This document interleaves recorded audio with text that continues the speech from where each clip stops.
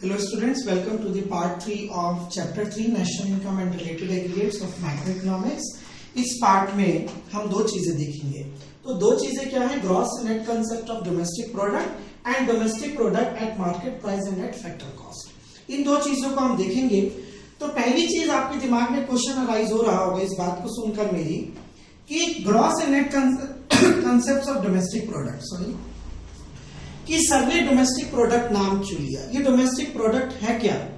ये सर ने एक नया नाम हमको बता दिया नेशनल इनकम पढ़ाते पढ़ाते, डोमेस्टिक प्रोडक्ट। तो domestic income and domestic product both the terms are identical to each other. ये दोनों टर्म्स जो है वो एक जैसी हैं कहीं ना कहीं। कैसे, चलिए हम आपको बताते हैं। डोमेस्टिक प्रोडक्ट की अगर हम बात करें तो मतलब प्रोडक्शन ड्यूरिंग द ईयर, जैसे हम जीडीपी की बात करते हैं, the money value of all goods and services produced with in the domestic territory by residents और non residents during an accounting year. Residents and non residents बात आई। Domestic income में आप क्या पढ़ते हो, income generated with in the domestic territory by residents और non residents, वहां पे भी यही बात आ रही है। तो देखिए होता क्या है, whatever goods are being produced in the economy, whatever production takes place in the economy, ultimately that production converted into income, ultimately उसका conversion income में हो जाता है। कैसे, when producers produce goods and services, it hires factors of production from the household sector, वहां से वो factors of production को लेता है, hire करता है। And in second round, whatever revenue is being generated by the producer after selling the product, selling goods and services in the market, बेचने के बाद उन प्रोडक्शन जो भी प्रोडक्शन हुआ है गुड्स एंड सर्विसेज का, उसको बेचने के बाद whatever revenue is generated, जो रेवेन्यू जनरेट होता है वो उस रेवेन्यू को प्रोड्यूसर अपने पास नहीं रखता है। उस रेवेन्यू को प्रोड्यूसर क्या करता है, जिन्होंने फैक्टर्स ऑफ प्रोडक्शन प्रोवाइड किए होंगे उनके बीच में बांट देगा। तो क्या बनेगा, वो इनकम बन जाएगी, पेमेंट्स होंगी और इनकम बन जाएगी। इसी तरीके से इसलिए हम बोलते हैं कि डोमेस्टिक प्रोडक्ट या डोमेस्टिक इनकम दोनों ही बातें एक होती हैं, क्योंकि डोमेस्टिक प्रोडक्ट वो प्रोडक्ट है जो भी प्रोडक्शन होता है इकोनॉमी में, वो अल्टीमेटली इनकम में क्या हो जाता है, कन्वर्ट हो जाता है। इसलिए हम डोमेस्टिक प्रोडक्ट या डोमेस्टिक इनकम दोनों ही बातों को एक मानते हैं। तो चलिए हम बात करते हैं gross and net concept of domestic product. देखिए ग्रॉस और net concept of domestic product में सिर्फ एक ही डिफरेंस है, दैट इज डिप्रिसिएशन। डिप्रिसिएशन और it is also known as consumption of fixed capital. इसको कंजम्पशन ऑफ फिक्स्ड कैपिटल भी बोलते हैं। जैसा कि हमने डिप्रिसिएशन का कंसेप्ट जो पढ़ा था इन्वेस्टमेंट वाले पार्ट में, उसमें हमने देखा है consumption of fixed capital depreciation के बारे में। तो आपका ज्यादा समय ना लेते हुए सिर्फ आपको ये ध्यान रखना है कि the difference between gross and net concept of domestic product. अगर हम बात करें ग्रॉस डोमेस्टिक प्रोडक्ट की, तो ग्रॉस डोमेस्टिक प्रोडक्ट में से जब हम डिप्रिसिएशन को माइनस करेंगे तो हमको नेट डोमेस्टिक प्रोडक्ट मिलेगा। इसी तरीके से जब हम नेट डोमेस्टिक प्रोडक्ट में डिप्रिसिएशन को ऐड करेंगे तो हमको ग्रॉस डोमेस्टिक प्रोडक्ट मिल जाएगा। So the difference is only depreciation. Depreciation he difference है दोनों के बीच में। ग्रॉस नेशनल प्रोडक्ट को जब हम डिप्रिसिएशन माइनस करेंगे तो हमको नेट नेशनल प्रोडक्ट मिलेगा, और जब नेट नेशनल प्रोडक्ट में डिप्रिसिएशन को ऐड करेंगे तो ग्रॉस नेशनल प्रोडक्ट मिलेगा। अब आप नेशनल प्रोडक्ट की बात कर रहे होंगे तो नेशनल प्रोडक्ट में बता दूं, नेशनल प्रोडक्ट हमारा नेशनल इनकम ही होता है। जैसे डोमेस्टिक प्रोडक्ट डोमेस्टिक इनकम होता है, वैसे नेशनल प्रोडक्ट नेशनल इनकम बोलते हैं। ठीक है, तो national income gross national product मतलब हमारा जिसमें डिप्रिसिएशन ऐड है, और नेट नेशनल प्रोडक्ट मतलब जिससे अगर हम डिप्रिसिएशन ऐड करेंगे तब हमको ग्रॉस नेशनल प्रोडक्ट मिलेगा।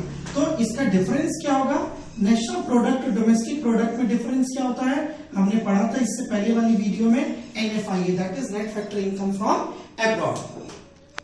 चलिए domestic product at market price and net factor cost की बात करें हम। ठीक है, there is no difference between these two terms, domestic product at market price and domestic product at factor cost। इन दोनों में कोई भी डिफरेंस तब तक नहीं होगा जब तक हमारी इकोनॉमी में गवर्नमेंट सेक्टर इंट्रोड्यूस नहीं होगा। Once the government sector introduced in the economy, जब तक इकोनॉमी टू सेक्टर इकोनॉमी रहेगी, हमारी इकोनॉमी में ये दोनों ही चीजें डोमेस्टिक प्रोडक्ट मार्केट प्राइस पर फैक्टर कॉस्ट पे एक ही जैसा होगा। And once government sector is introduced, taxes and subsidies start playing their role.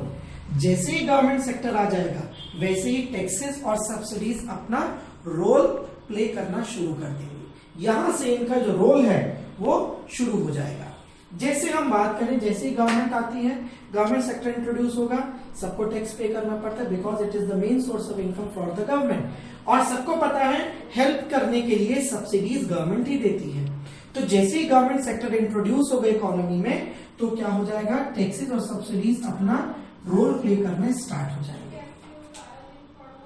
And taxes on goods which is called indirect taxes, goods पे टैक्सेस जो लगता है वो इनडायरेक्ट टैक्सेस होते हैं।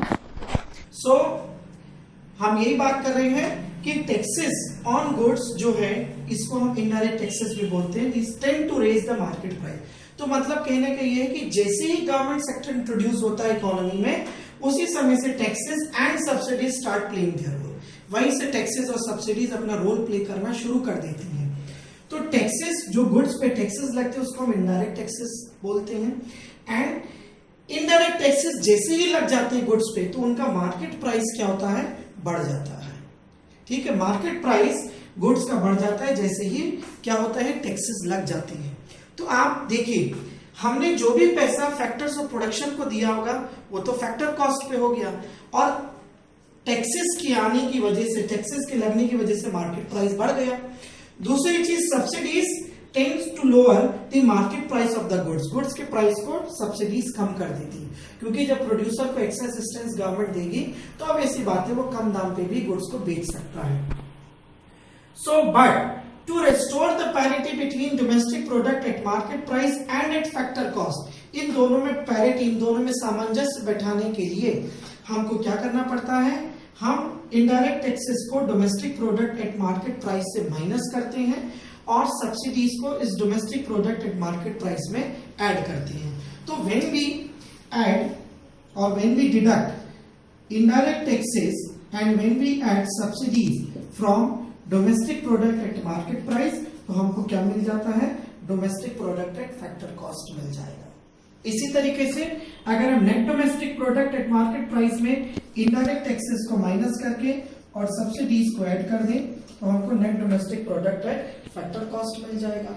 अगर हम बात करें जीएनपी, एफसी, जीएनपी, एनपी, मतलब सब जगह एमपी से, तो मेन चीज आपको ध्यान कर देनी है कि ग्रॉस से नेशनल में जाने के लिए, यहाँ पे मेन चीज हमको यही ध्यान देनी है कि ग्रॉस से नेशनल में जाने के लिए हमको क्या चाहिए, डिप्रिसिएशन माइनस करना है, और नेशनल से ग्रॉस में जाने के लिए हमको डिप्रिसिएशन ऐड करना है।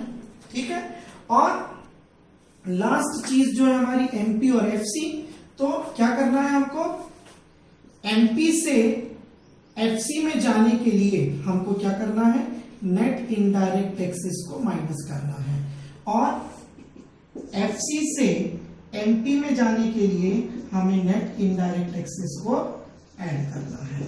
ठीक है, और ये नेट इनडायरेक्ट टैक्सेस हमको कैसे मिलेंगे, नेट इनडायरेक्ट टैक्सेस हमको मिलेंगे, नेट इनडायरेक्ट टैक्सेस आते हैं हमारे इनडायरेक्ट टैक्सेस माइनस सब्सिडीज। हमको बार बार दोनों चीजें ऐड करने से अच्छा है, एक को ऐड एक को माइनस करने से अच्छा है कि हम सीधे क्या करते हैं, नेट इनडायरेक्ट टैक्सेस लेते हैं। तो नेट इनडायरेक्ट टैक्सेस क्या होते हैं, इनडायरेक्ट टैक्सेस में से सब्सिडीज को माइनस कर देते हैं, difference part net indirect tax होगा। और कई बार अगर नेट इनडायरेक्ट टैक्स में ऐसा भी हो सकता है कि सब्सिडीज ज्यादा हो, इनडायरेक्ट टैक्स कम हो, तो सब्सिडीज का ट्रीटमेंट करेंगे। ठीक है, जो भी चीज ज्यादा आएगी, तो इस तरीके से हम इसको माइनस प्लस करने के बाद हम इस तरीके से, it is with this adjustment that two aggregates become equal, इसी एडजस्टमेंट के बाद ही ये दोनों एग्रीगेट्स क्या होते हैं, इक्वल आते हैं। तो just to maintain the parity between market price and factor cost, domestic product at market price and domestic product at factor cost, इसमें पैरिटी, इसमें सामंजस्य बैठाने के लिए ही हम क्या करते हैं, इनडायरेक्ट टैक्सेस और सब्सिडीज का ट्रीटमेंट करते हैं। क्योंकि जब तक हमारी इकोनॉमी टू सेक्टर रहेगी तब तक कोई दिक्कत नहीं है, दोनों बातें एक ही होंगी। लेकिन जैसे ही गवर्नमेंट सेक्टर आ जाता है तो हमारी बात बदल जाएगी, वहां पे हमारे मार्केट प्राइस और फैक्टर कॉस्ट चेंज हो जाएंगे इनडायरेक्ट टैक्सेस और सब्सिडीज की रोल की वजह से। और इसी को ठीक करने के लिए हम ये ट्रीटमेंट करते हैं नेट इनडायरेक्ट टैक्स वाला। तो हमको ये चीजें अब क्या है, अब हमारी चीजें थोड़ी सी बड़ी हो गई। जब अभी हम सिर्फ डोमेस्टिक प्रोडक्ट, डोमेस्टिक इनकम या नेशनल प्रोडक्ट, नेशनल इनकम तक सीमित थे, अब हमारी टर्म्स क्या यूज होंगी, जीडीपी। यहां तक भी हमारी जीडीपी, एनडीपी, जीएनपी, एनएनपी में बात हो रही थी। ग्रॉस नेशनल कंसेप्ट पे हम थोड़ा सा आगे बढ़े। इसके बाद हम और थोड़ा आगे बढ़ गए, जीडीपीएमपी, जीडीपीएफसी, एनडीपीएमपी, एनडीपीएफसी, जीएनपीएफसी, एनएनपीएफसी, जीएनपीएमपी, एनएनपीएमपी। यही सब टर्म्स का हेर फेर हमको करके ही नेशनल इनकम को कैलकुलेट करना पड़ता है।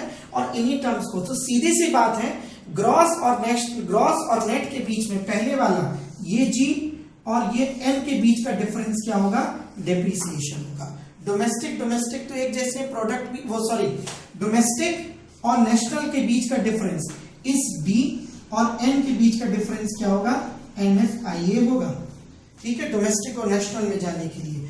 और प्रोडक्ट सेम है, लेकिन ये एमपी और एफसी के बीच का डिफरेंस क्या बताया मैंने, एमपी और एफसी के बीच का डिफरेंस होगा, वो होगा नेट इनडायरेक्ट टैक्स। तो 3 कन्वर्जन्स आपको ध्यान में रखने हैं, gross national, market price factor cost, domestic और नेशनल, सॉरी ग्रॉस और नेट, नेशनल और domestic, and market price and factor cost. तो ग्रॉस और नेट के बीच का डिफरेंस डेप्रिसिएशन, डोमेस्टिक और नेशनल जो दूसरा डी और एन है उसके बीच का डिफरेंस NFIA, और मार्केट प्राइस और फैक्टर कॉस्ट के बीच का डिफरेंस नेट इनडायरेक्ट टैक्स। ये 3 कन्वर्जन आपको ध्यान रखने हैं। That's all in this part. हम नेक्स्ट पार्ट में पढ़ेंगे थोड़े से नॉमिनल जीडीपी और रियल जीडीपी के बारे में। Thank you.